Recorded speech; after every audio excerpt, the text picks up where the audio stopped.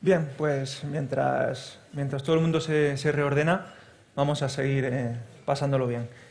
Eh, Cuando se empezó a hablar de transformación digital hace ya mucho tiempo, ¿no? Se invirtió muchísimo dinero en grandes proyectos con dos premisas. Uno, que se iba a eficientar todo y se iba a ahorrar muchísimos costes. Y que iba a traer ingresos, es decir, iba a convertir la empresa en otra cosa mejor que iba a traer más dinero a la compañía. ¿Esos proyectos se materializaron o no? Y hoy que hay otra ola, ¿no?, de tecnología capitaneada por el tema de la IA, pues está pasando algo parecido, ¿no? Todo el mundo tiene la urgencia de invertir en IA, porque sí, ¿no?, para lo que sea, para explorar. La IA no es barata y tiene costes fijos muy altos.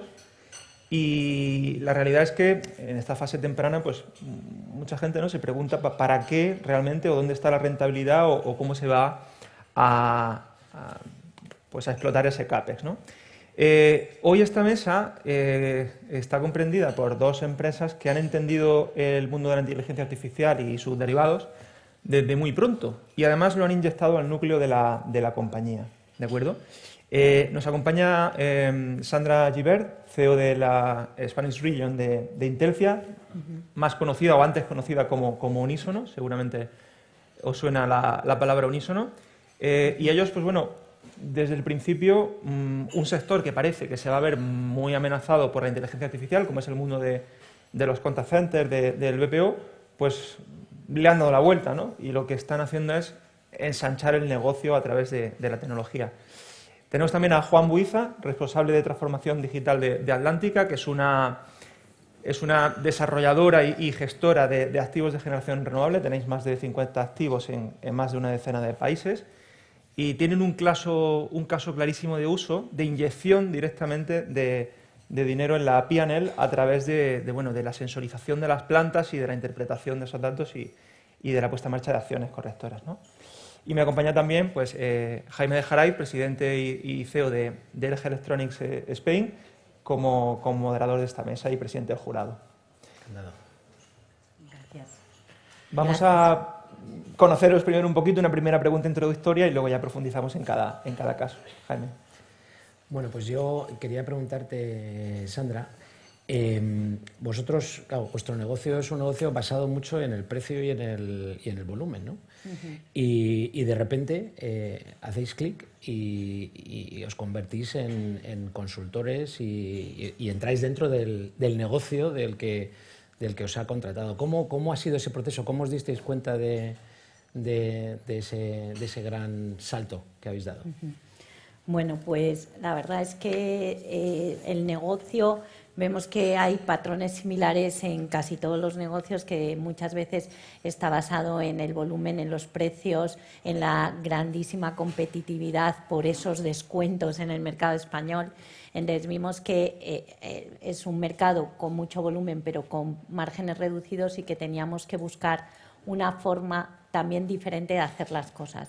Entonces ya desde el principio, nosotros pues la compañía se montó hace 26 años y veníamos del mundo de la consultoría, y veíamos un poco esa necesidad de transformar, ¿no? De transformar y de buscar la mejora de los procesos, la mejora de los modelos de negocio.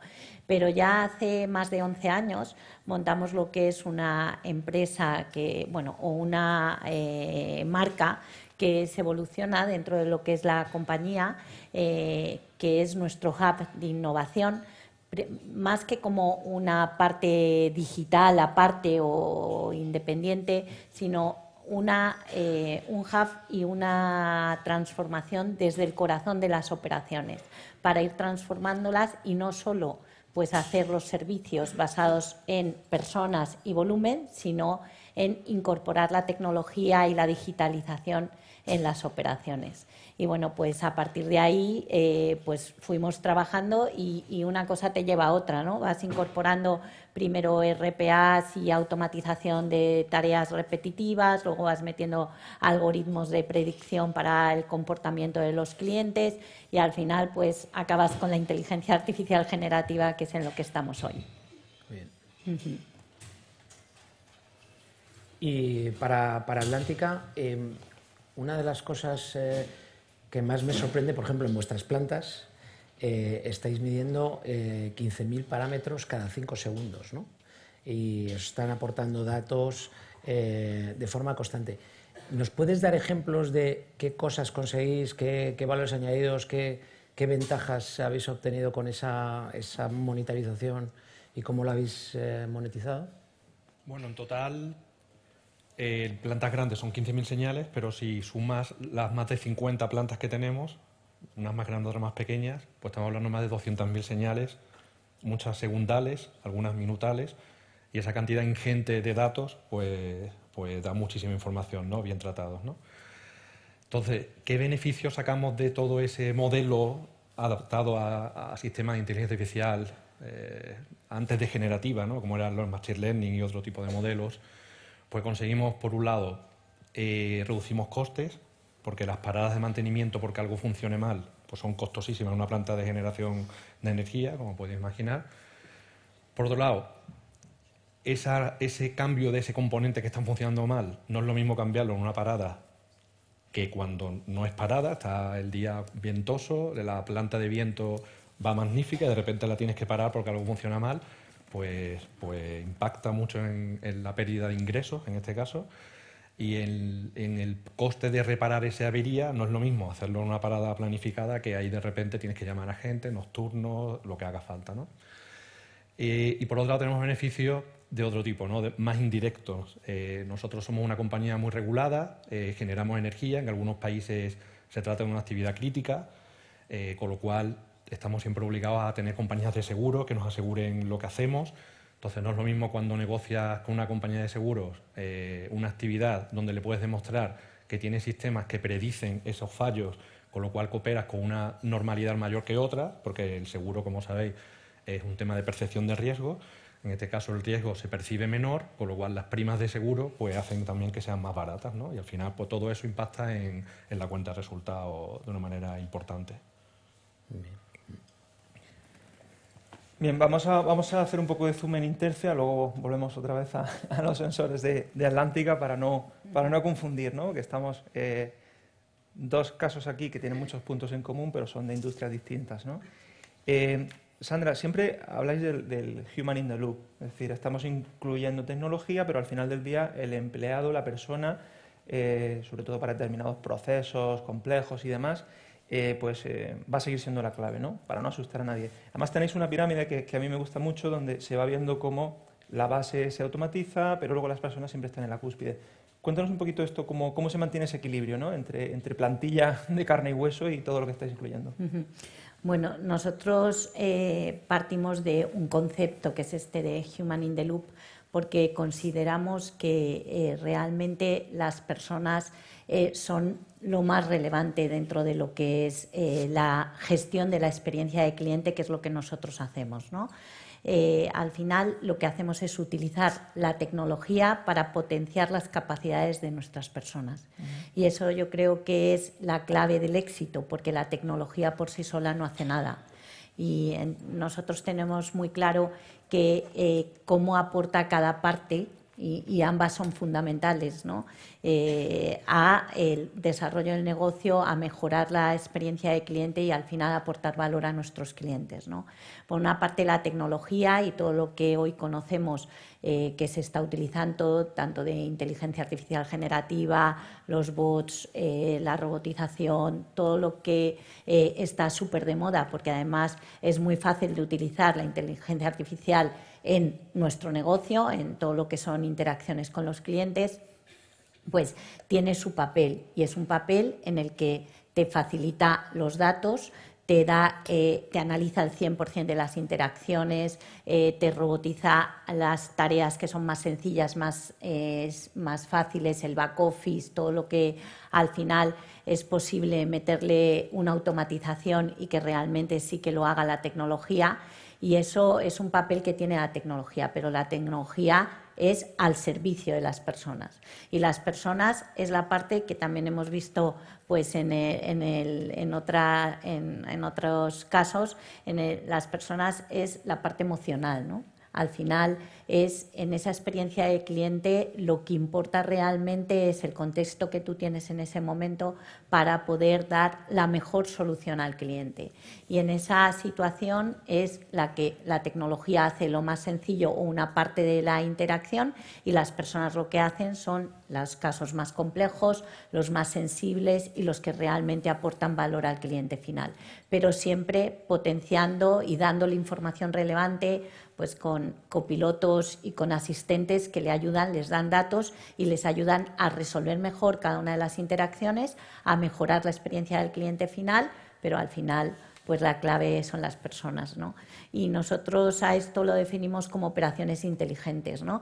Me ha hecho mucha gracia cuando Manuel ponía los 3 círculos, porque es una transparencia típica que tenemos nosotros. O sea, al final la tecnología y los procesos son críticos, tienes que tenerlo todo bien soportado y bien ordenado, pero las personas son clave para que realmente en una operación inteligente puedas combinar ese human in the loop en eventos híbridos, eventos que realmente combinan las 2 capacidades y lo mejor de cada una de ellas. Muy bien. Yo, mi última pregunta para Sandra es, vosotros, ¿qué parte, una vez que ya sois la primera línea, lo que se está explicando, de contacto con las personas, entonces sabéis más muchas veces que la propia empresa, cuando dais ese salto cualitativo para empezar a ser consultores, hoy en día, ¿qué parte de negocio tenéis que es el negocio BPO típico y qué parte es el que habéis conseguido adicional con esta nueva forma de atacar a los clientes? Bueno, pues al final lo que estamos es cambiando totalmente y transformando el modelo de negocio, como bien decías, ¿no? Al final, nuestro negocio tradicional es un negocio que siempre ha sido de manejar millones de interacciones con los clientes, tanto en el front como en el back, y ese continúa. Lo que pasa que se está transformando en un modelo que es más eficiente, en el que realmente pues combinamos todo lo que es tecnología y lo que es personas para que realmente al final hagamos mejor los servicios, demos mejor experiencia de cliente.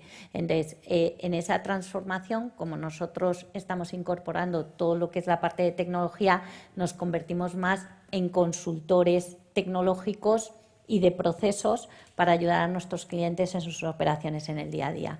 La realidad es que las consultoras tecnológicas, que son nuestros nuevos, las consultoras de todo tipo y los proveedores tecnológicos, son competidores nuestros ahora y ellos se quedan un poco cortos, ¿no? Porque nosotros conocemos no solo la tecnología, que es muy accesible y es la misma para todos, que eso es una ventaja. Todo el mundo casi utilizamos las mismas proveedores tecnológicos y las mismas inteligencias artificiales, pero la diferencia está en que realmente nosotros la usamos en el día a día, en procesos concretos, en operaciones concretas, para poder dar al final el servicio final al cliente. Entonces, en ese caso, nosotros estamos trabajando muchísimo con los clientes en un modelo que ha evolucionado pues a través de laboratorios de transformación, en el que con los procesos directos de los clientes colaboramos y creamos y co-trabajamos con los departamentos de tecnología y los departamentos de operaciones para transformar cada uno de los procesos operativos que al final están dentro del journey del cliente. Y en esos casos, pues en esos laboratorios se pilota, se prueba y al final pues se hace extensivo a las miles de interacciones que se manejan en los centros de interacciones con los clientes. Y luego, por otra parte, además de esa parte de los laboratorios en los que ya trabajamos muy de la mano de los departamentos de tecnología, también ahora pues somos una fuerza muy relevante en todo lo que es el entrenamiento de la inteligencia artificial. Nosotros históricamente lo que hacíamos es entrenar a humanos, entrenar a personas, formarlas y darles todas las capacidades, todos los procedimientos y toda la formación para poder manejar esa relación con el cliente al final, esa interacción, esa llamada o ese chat o lo que sea. Y hoy por hoy, cuando la inteligencia artificial en parte y en determinados procesos sustituye a las personas, también necesita ese entrenamiento. Por eso es muy importante el entrenamiento para darle contexto a la inteligencia artificial, para poder construir buenos prompts que respondan, porque al final los prompts hoy por hoy nos los hacen los clientes finales. El cliente final te hace una pregunta, te está haciendo un prompt y realmente, pues para que la inteligencia artificial pueda contestar bien, es necesario que tenga muchísimo entrenamiento por parte de personas humanas. Por eso ahí sigue el concepto de Human in the Loop, porque es que nunca desaparece. Y ahora nosotros estamos construyendo equipos bastante importantes y grandes de entrenadores de inteligencia artificial. Y Sandra, al hilo de la pregunta de Jaime, ¿qué habéis tenido que cambiar desde el punto de vista comercial, ¿no? Al final tenéis un laboratorio donde estáis creando y seguís creando un montón de servicios distintos, pero muchas veces estos se venderán por primera vez a un cliente. Entonces, ¿cómo cambia el equipo comercial? ¿Cuál es el argumento? ¿Cómo consideráis que se puede generar credibilidad, ¿no? Para que los clientes se empiezan a atrever a expandir los servicios que tenían contratados con vosotros, cuando muchas veces el que compra quiere un especialista para cada cosa y te tiene encasillado en lo que te viene comprando habitualmente, ¿no? Bueno, al final es con la práctica real, ¿no? Los equipos comerciales pues van aprendiendo este tipo de cosas, pues que yo creo que en nuestro día a día están. O sea, el utilizar inteligencia artificial forma parte, ya creo que del día a día de casi todos, y bueno, pues tú vas aprendiendo y desarrollando pues tu metodología de trabajo y aprendiéndola pues para contársela a los clientes. Pero lo importante al final es que con estos nuevos modelos en los que no solo trabajas a volumen o a interacción o a precio, lo que sí estamos ofreciendo es pues el segmento premium de la pirámide, ¿no? Donde realmente pues tú estás ayudando a los clientes a gestionar eventos híbridos, a incorporar esas inteligencia artificial y a eficientar su negocio. Entonces, de alguna manera, cuando tú le estás consiguiendo ahorros entre un 15 y un 25% sobre lo que habitualmente tenía, pues entonces pues es más fácil de contar y de competir, porque tenemos los hechos reales y los casos reales. Nosotros con Evoluciona hemos desarrollado más de 150 proyectos en nuestros clientes, en los que son grandes clientes. Nosotros trabajamos para empresas en nuestra región, más de 100 empresas líderes en sus sectores, desde Inditex a Leroy Merlin, a ING, a Iberdrola, o a Repsol.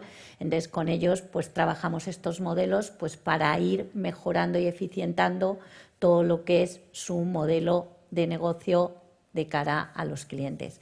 Y eso pues generando esa eficiencia, aportando valor, cogiendo las mejores capacidades tanto humanas como digitales y tecnológicas y poniéndolo a su servicio, pues al final no resulta tan difícil. Lo que pasa es que nosotros empezamos hace más de 10 años a hacerlo y claro, ya tenemos como muchos ejemplos, muchas mejores prácticas, muchos business case y muchas eficiencias que ya hemos generado en el negocio real. Y bueno, pues al final resulta más fácil, ¿no? Si ya tienes el caso de ya lo has hecho, pues te lo cuento a ti. Claro, que haber empezado una década antes pues te pone en una posición que pues más privilegiada. Un poquito por delante, ¿no? Muy bien, pues muchas gracias, Sandra.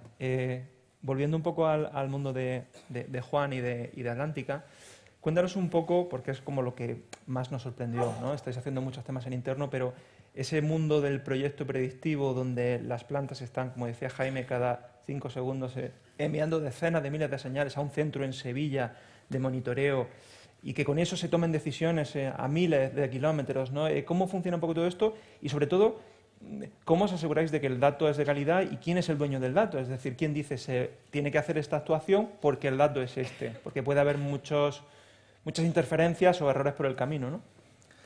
Sí, es complejo. Como estás diciendo, son muchas plantas, muchas geografías, cada una además con unas casuísticas especiales.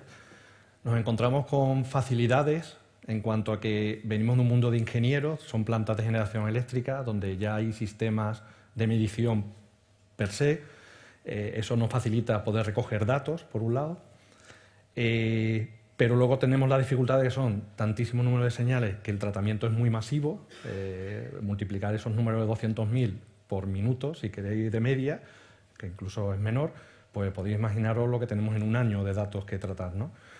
Esa es una de las dificultades. Y la segunda dificultad es que no es lo mismo estar en la Castellana, tener una oficina en la Castellana, o que una planta en un desierto, en Sudáfrica o incluso en Estados Unidos, que está alejado de todo, etcétera, ¿no? Entonces son dificultades a la hora de tratar ese dato que tiene que recogerse bien, tiene que transportarse a un sitio donde pueda ser tratado, tiene que almacenarse para que pueda ser tratado.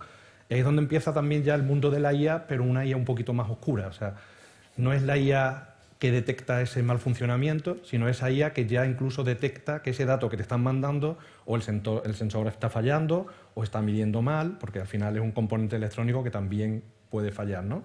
O en el transporte se ha deteriorado el dato o hay algún problema, ¿no? Entonces, ese es el primer punto de aplicación de IA, en nuestro caso, que es utilizarlo para detectar incluso si el sensor o el dato es bueno o no es bueno, ¿no? Y para eso ya incluso entrenas el sistema para lograr, con modelos Machine Learning, para lograr detectar ese tipo de cosas. Entonces, el dueño del dato está claro que es el ingeniero de la planta. O sea, el ingeniero de la planta es el primer interesado en que las cosas no sucedan, en que la planta, bueno, que para él sea, voy casi, permitidme la expresión, voy a dormir la siesta en la planta porque funciona tan bien que nada se me estropea, ¿no? Entonces, teniendo claro quién es el dueño, teniendo un equipo potente, que en estos casos tenemos la suerte de tener un equipo muy bueno, teniendo claro el liderazgo dentro del equipo y que el liderazgo no viene, como decía Sandra también, o sea, la tecnología existe, el liderazgo viene de quien conoce el proceso, de quien gobierna el proceso, que es al fin y al cabo los ingenieros, ¿no? Ese departamento de operaciones centralizado o en planta que existe, etcétera, ¿no? Entonces,